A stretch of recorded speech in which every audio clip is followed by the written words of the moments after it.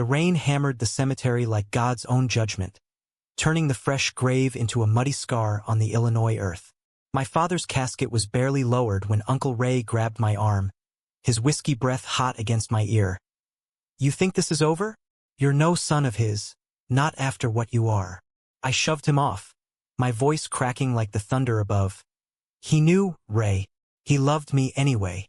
But the family closed ranks, eyes like daggers, whispering "freak" under their breaths as they piled into their cars, leaving me soaked and alone by the headstone that read "beloved father, devoted husband." I stumbled out of that godforsaken field outside Peoria, the kind of small-town Midwest hell where everyone knows your sins before you do, hitchhiking my way to Chicago with nothing but a duffel bag and a heart shredded finer than confetti. Dad's old pickup had been the last straw. Ray claimed it for family needs, whatever that meant. I was 24, fresh out of community college with a half-assed associates in graphic design, and now homeless, queer as a $3 bill in a world that still treated it like a felony. The bus station smelled like piss and regret when I finally collapsed on a bench, scrolling through job listings on my dying phone, each rejection email a fresh kick to the gut. That's when Evan appeared, not like some fairy tale prince, but a storm in a tailored wool coat, striding through the terminal like he owned the rain-slicked streets outside. He was older, 35, maybe 40, with salt and pepper hair cropped close, sharp green eyes that cut through the fluorescent haze, and a jawline that could have been chiseled from the limestone bluffs back home.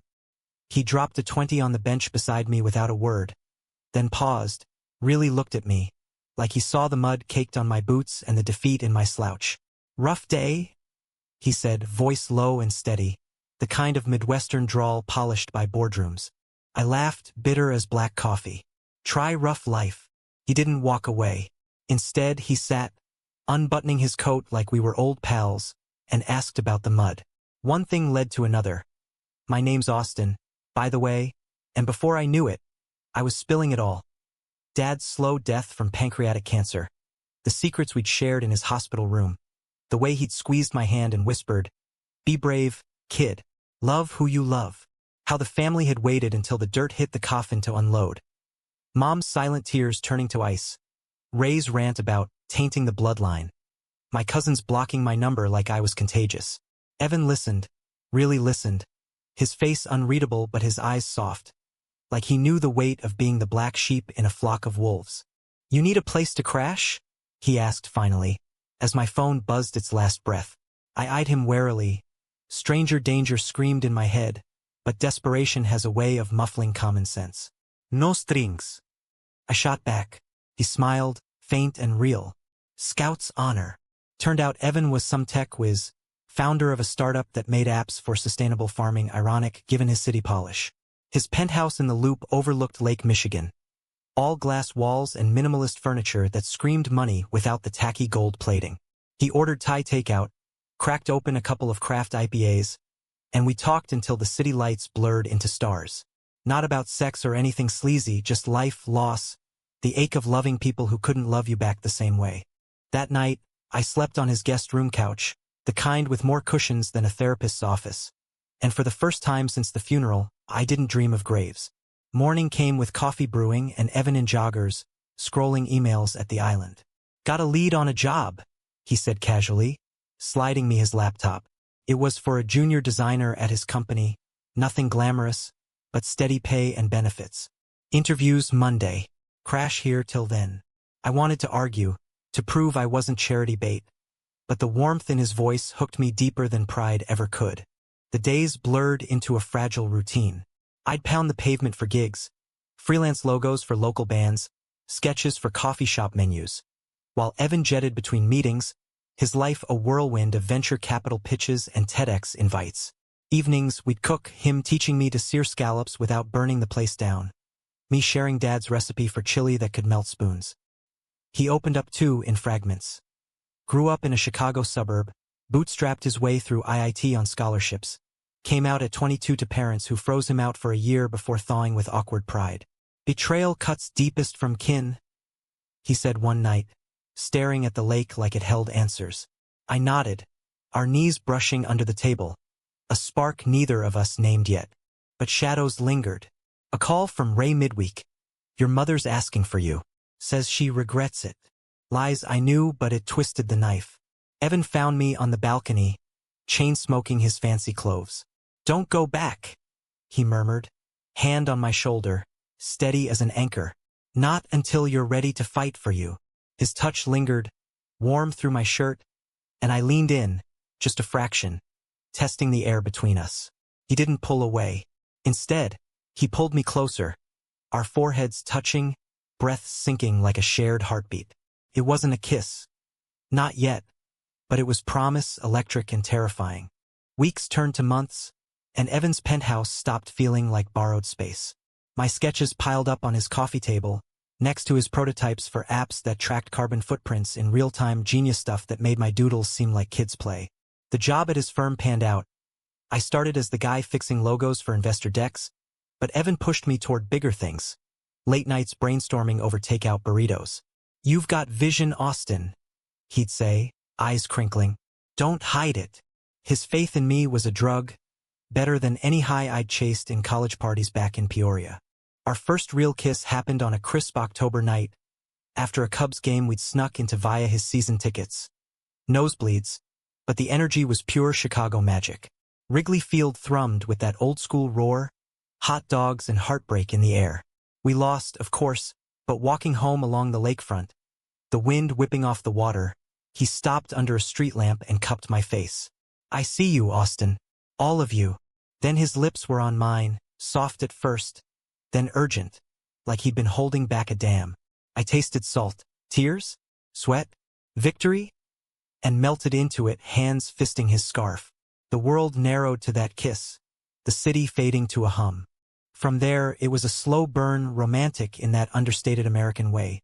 No grand gestures, just stolen moments. Mornings tangled in his sheets, I'd upgraded from the couch. Him tracing the freckles on my chest while I ranted about family drama. We'd drive his Tesla up to the Wisconsin Dells for weekends, hiking bluffs hand in hand, no one around to judge. Evan was all contrasts. Ruthless in boardrooms, tender in quiet hours, quoting Whitman 1 minute, I sing the body electric, and cracking dad jokes the next. He made me feel seen, not as the queer kid who'd been booted from his own funeral, but as a man worth building with. But cracks formed, subtle as hairlines in glass. His ex, Marcus, started texting. Innocent at first, "How's the new boy toy?" But laced with venom. Marcus was old money, a Wall Street shark who'd bailed when Evan's startup hit its first rough patch, calling him too soft for the game. Evan brushed it off, but I saw the flinch. Then my family circled back, Mom showing up unannounced at the office lobby, eyes red-rimmed, begging forgiveness over styrofoam coffee. Ray's sorry too. He was grieving. I wanted to believe her, to stitch the pieces back, but the words stuck. "We can fix this, Austin. Just act normal. Normal. Like my love was a glitch to patch." Evan was there that night, holding me as I ugly cried into his neck. "They're ghosts, babe. Let 'em haunt someone else." We made love then. Not frantic, but deep, bodies speaking what words couldn't. His whispers in my ear like vows. Afterward, tangled and spent, he proposed we make it official. Move in fully, no more crashing. I said yes, heart-pounding, visions of a future where we adopted a rescue dog and argued over fantasy football drafts. The betrayal hit like a freight train 6 months in, right as snow blanketed the city in that relentless Midwest way. Evan's company landed a massive investor, some Silicon Valley VC named Harlan Crow, all flash and no soul. Harlan wined and dined us at Gibson's, steaks the size of hubcaps, but his eyes lingered on Evan too long, proprietary. "You're wasted on this small-time op," he'd say, arms slung casual over Evan's chair. I chalked it up to bro-code bullshit, but then the emails started filtering through my shared inbox. Evan's assistant forwarding FYIs that weren't meant for me. One night, I found him on the balcony, phone glowing, voice hushed. "Harlan, it's not that simple, Austin. He's part of this now."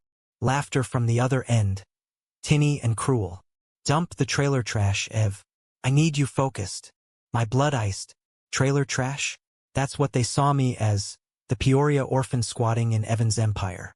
I burst out, "Who the hell is that?" Evan startled, fumbling the phone. "Business. Nothing more." But his eyes darted, guilty, and I snatched it, scrolling texts. Miss our late nights. Ditch the kid, let's close this deal right. The fight was atomic. You're playing me? For funding. I yelled, voice echoing off the glass.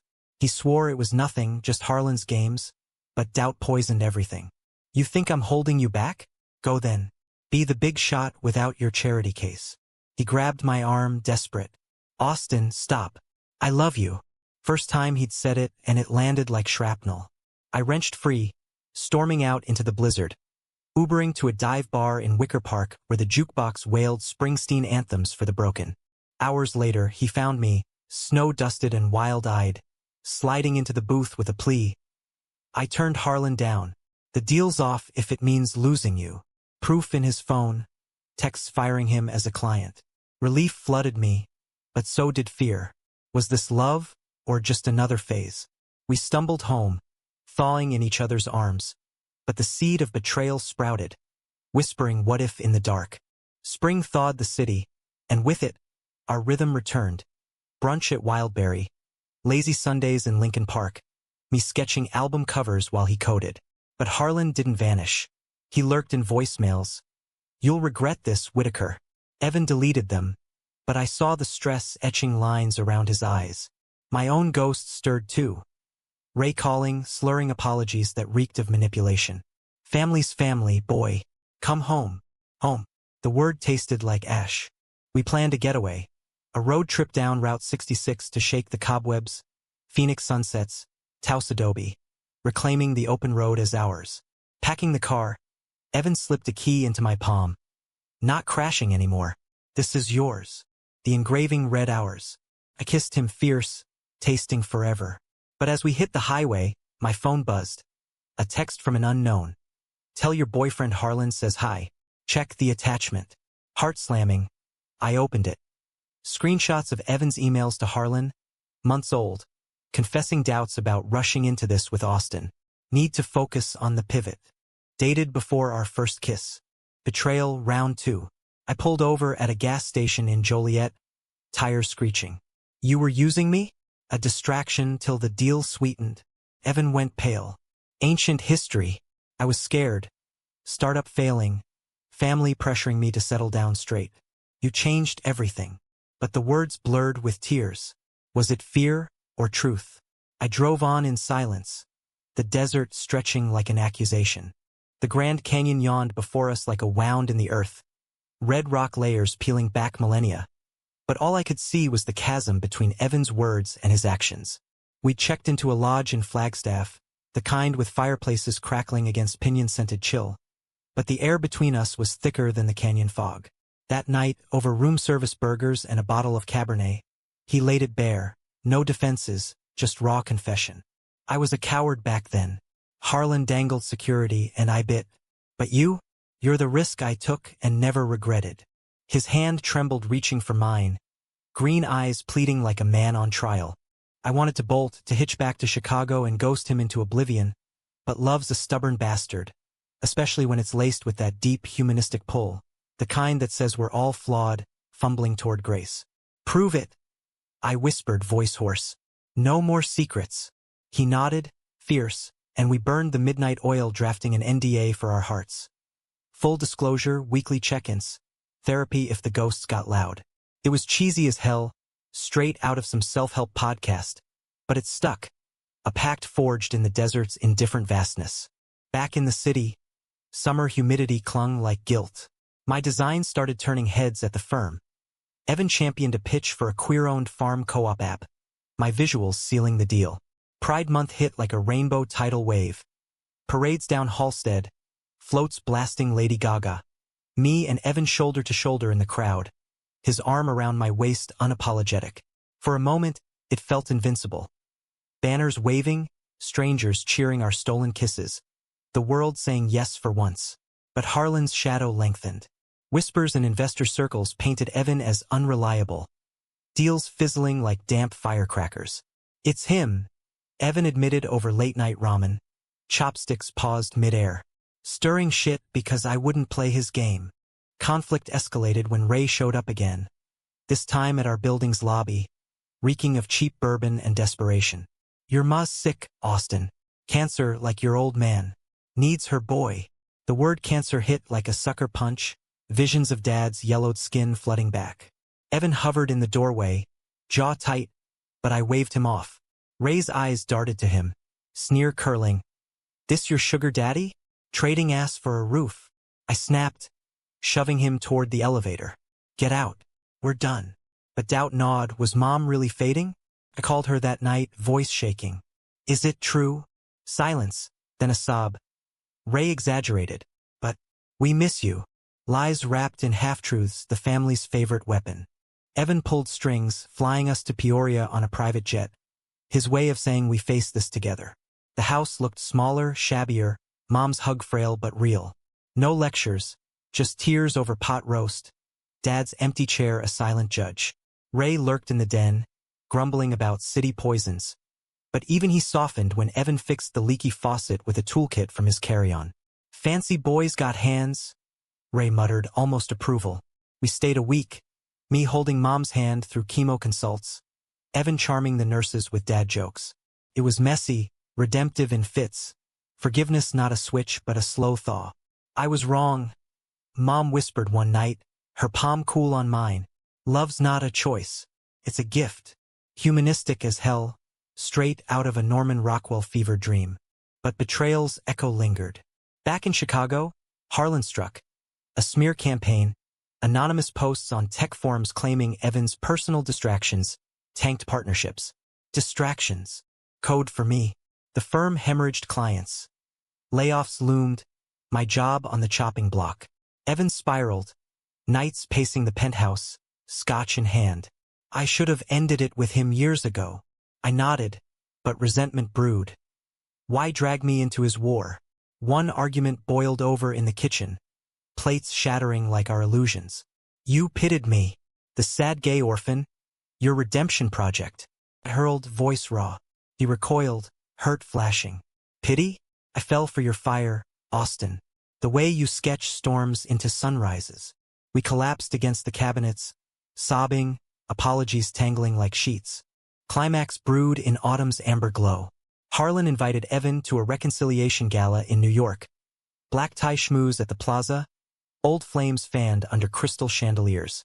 Go, I urged, masking fear with bravado. End this. He hesitated, then packed, kissing me goodbye with a fierceness that bruised. Wait for me. The flight delay gave me hours alone. Scrolling his old emails again, Doubt a venomous loop. Midnight call. He's here. With Marcus. My world tilted. Harlan's doing, no doubt, X's as pawns in his chess game. I booked the red-eye, landing in JFK as dawn bled pink over the skyline. The plaza ballroom glittered like a fever, tuxedos swirling amid champagne flutes. I crashed it uninvited, heart hammering, scanning for Evan's salt hair. Found him cornered by Harlan and Marcus, faces too close, laughter too sharp. Evan! My shout cut the din. Heads turned, whispers rippling. He broke free, relief flooding his face. Austin, what? Harlan smirked, stepping forward. The charity case arrives. Dramatic. I squared up, Midwestern grit flaring. Call him that again, and I'll show you dramatic. Marcus snickered, but Evan pulled me aside, urgent whisper. They're fabricating shit. Emails saying I leaked IP to undercut Harlan. Forged, he swore. But the damage was viral, stocks tanking by the hour. The confrontation exploded in a side lounge, velvet curtains muffling the gala's hum. Harlan loomed, smug. You two are poison. Evan's mine always was. Lies spilled. Payoffs to Ray for family intel on me. Planted doubts to fracture us. Betrayal's full bloom. Harlan had courted my own blood for leverage.